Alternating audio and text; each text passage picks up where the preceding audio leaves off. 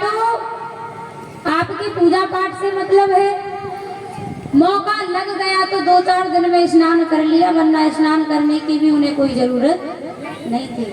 लेकिन ध्यान देना, माता पिता जब तक हैं, जब तक वो आपको खिला सकते हैं, दूसरा कोई खिलाने वाला नहीं है। करना ही पड़ेगा, तब कमाओगे तभी खा पाओगे। धीरे धीरे समय निकला, माता पिता इस दुनिया को छोड़ करके चले जाते हैं। अब तो 3 भाई बड़े और 3 भाभियां। ये छोटे वाले भोले का काम, क्योंकि आदत जो होती है वो आदत कभी बदलती नहीं है। इनके माता पिता ने गलती कर दी क्या, जब ये छोटे थे तब उन्होंने एक ही विचार किया कि अभी तो ये छोटा है और जब बड़ा हो जाएगा तो अपने आप समझ आ जाएगी, अपने आप स्नान करेगा, अपने आप मंदिर जाएगा। लेकिन ध्यान देना, जब तक ये बालक छोटे हैं, जब तक आप इन्हें जिस तरफ मोड़ दोगे ये मुड़ जाएंगे। आपको जहां ले जाना है ये चले जाएंगे। अगर ये बड़े हो गए तो फिर बड़े होने के बाद, समझदार होने के बाद आप रास्ता कोई और दिखाओगे और ये जाना कोई और चाहेंगे। जैसे कोई पौधा होता है किसी भी वृक्ष का, जब तक वो छोटा है आप उसे जिस तरफ मोड़ना है उस तरफ मोड़ दीजिए। अगर वो बड़ा हो गया, वृक्ष बन गया, तो ध्यान देना, वृक्ष बनने के बाद अगर मोड़ोगे तो वो टूटना पसंद करेगा लेकिन मुड़ना पसंद नहीं करेगा।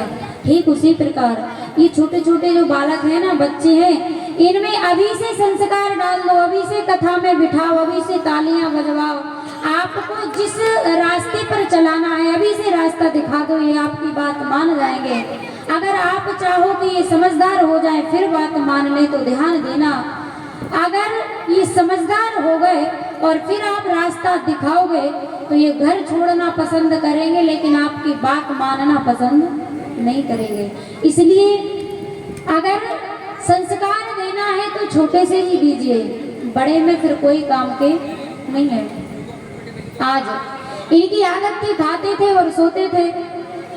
एक दिन की बात है, भाभियां परेशान हो गई कि कुछ करते हैं नहीं, अब तो खूब बड़े भी हैं, इन्हें करना चाहिए, कोई कहाँ तक खिलाएगा। तो भाभियों ने सलाह की देवरानी जेठानी ने कि एक बात बताओ, हमारे पति तो मेहनत करते हैं, कमाते हैं, और देवर जी का काम है केवल सोना और खाना, और खाते भी कम नहीं है, अच्छा खासा खाते हैं। क्यों ना इनसे कहा जाए कि कुछ काम किया करो, आप भी करने लायक हो गए हो। तो भाभियों ने अपने अपने पतियों से शाम को कहा कि आप अपने भाई से क्यों नहीं कह देते कि ये भी कुछ काम करे, ये तो कुछ नहीं करता, सोता है दिन भर, ऐसा तो है नहीं कि अब छोटा है खूब बड़ा हो गया है। भाइयों ने कहा कि अरे छोड़ो, इसे आदत है और अब तो माता पिता नहीं है, और अगर अब हम कहेंगे तो इसे अच्छा नहीं लगेगा, इसलिए कितना खाएगा, छोड़ दीजिए। भाभियों ने कहा कि नहीं, कुछ तो उपाय करना पड़ेगा। और भाभियों ने ज़्यादा ज़बरदस्ती की तो बेचारे भाइयों को मजबूरी में माननी पड़ी बात अपनी अपनी पत्नियों की। और आज शाम का समय, तीनों एकत्रित बैठे हुए हैं। छोटे भाई को बुलाया और कहा कि भैया एक काम क्यों नहीं करते, आप अब तो बड़े हो चुके हो, कब तक ऐसे बैठे बैठे खाओगे, अब तो कुछ काम करने लगो, आप भी कुछ कमाओ, और जब कमाओगे तभी ये समाज सम्मान देता है। बिना कमाने वाले को ना घर में इज्जत है और ना बाहर इज्जत है।